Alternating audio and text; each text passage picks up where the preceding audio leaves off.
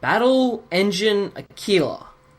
The name alone puts you off from playing, as does the box art.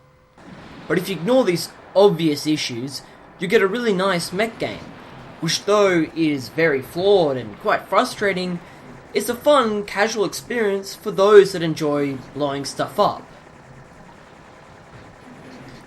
The story? Well, there's this war. You play as a guy, the pilot's a big robot, and you gotta stop the bad guys. Got it? That's all you need to know.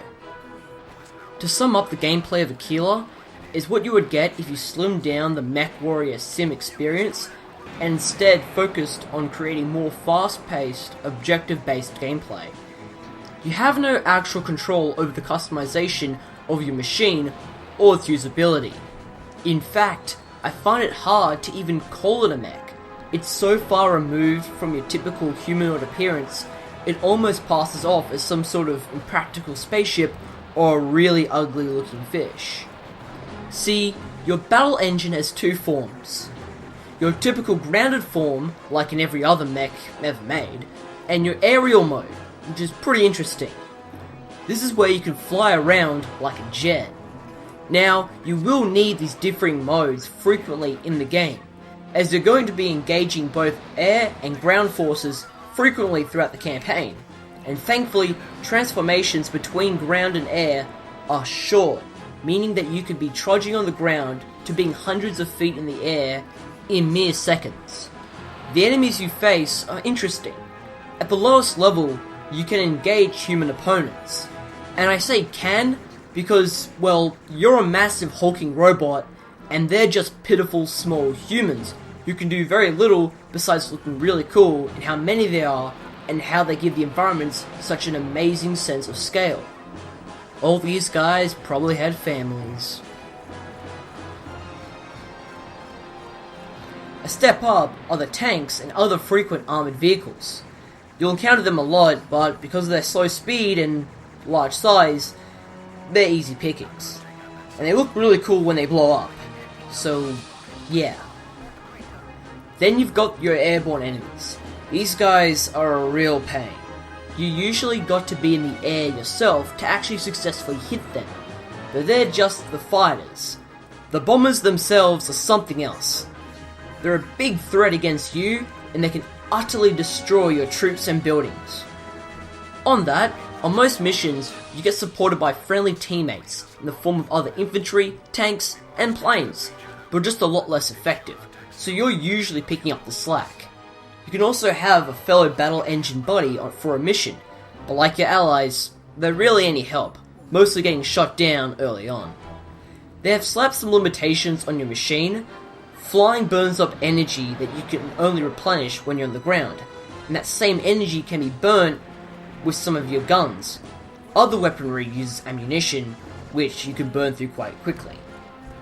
You can replenish your health and ammo and energy by getting onto one of these pads, commonly found at your starting point, and voila, you're ready to go. This can make things a bit easy, since you can play sloppily or spam missiles and bombs continuously and just waltz back and be ready to go in an instant. Shooting is as straightforward and as simple as you possibly could get. Some of your weapons lock onto whatever enemy you're looking at, then simply target it and fire. Yeah, that's it. Besides just getting a general aim and firing a target, it's really easy to hit your enemies over long ranges. Doesn't mean you can't die. Oh, you can if you rush in really badly, but that's not why you're going to be replaying missions frequently. Now, the missions themselves are something of a complete mixed bag, from its difficulty to the pacing. It can often be all over the place in terms of quality. Now, your environments are islands surrounded by the ocean. Being that you're in a largely aquatic environment, that means it's usually a centered landmass with structures dotting the map. You're tasked with destroying a certain number of enemies or objects in the environment, whether that be flying or running there. It's not hard to do these tasks, thanks to your powerful weapons. What makes them hard is how you constantly have to guard your fellow allied forces. Be it their vehicles or their structures, they'll be relentlessly attacked and are too slow to oppose much of an offense. So you have to keep on saving them from total annihilation or face failing the mission. You can only lose a small number of troops or buildings before it's game over. This makes it arbitrarily difficult. It doesn't make much sense why your forces are so important, since you can walk all over the opposition without them. Why is it that I fail a stage because I've apparently lost all my vehicles when it clearly tells me I've got dozens of units available? Buildings are just the worst.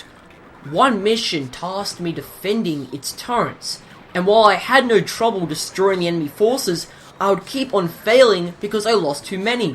Why does this matter when I'm already doing a far better job at defending the base than those turrets ever did? I can accept it if I've lost all my forces or lost my main base, but losing only a few guys is just an easy way to make the game difficult.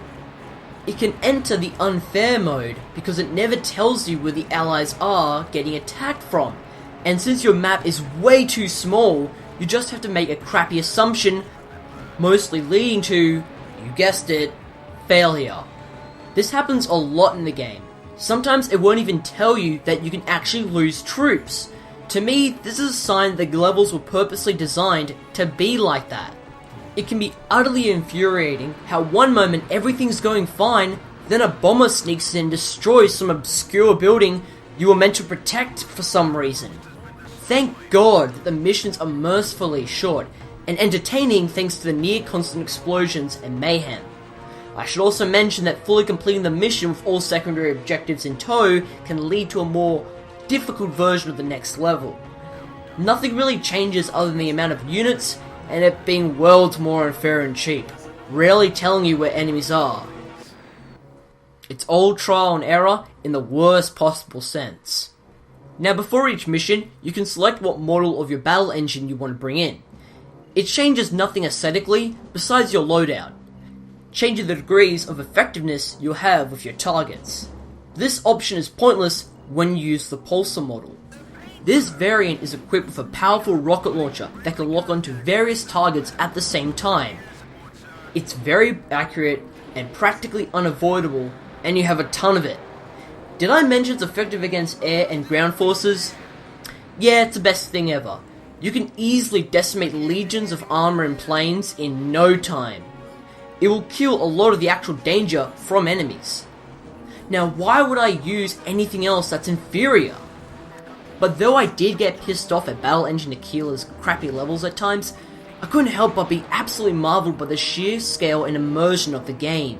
Seeing hundreds of different units move across the battlefield, fighting and dying with bombs going off around them is an incredible experience. Huge airships drop soldiers and tanks and can be blown up, creating a terrific explosion. Platoons of tanks blast shells into the distance, turning the battle into a furious hellstorm. And watching a bomber deliver his payload looks just incredible. All of this on the Xbox original without any frame rate hiccups.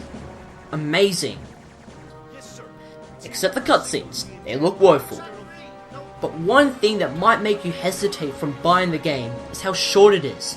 At max, this game is 4 hours long. And besides the harder variant of the missions, there is really nothing else. Which is a shame, since it could have taken a Star Fox approach, having a score system and maybe branching paths. And besides having 1 or 2 missions play differently, and having 2 endings, in which the better ending path will make you throw your controller across the goddamn room, it's that hard, there is a lack of long-lasting content, which might explain Aquila's poor sales. No one would pay full price for a game this short. But today is a different time, and since I picked this up for about $5, I feel generally satisfied after playing such a unique game, so I can definitely recommend Battle Engine Aquila if you can find it on the cheap. And if you've got any doubts, you can blow up buildings.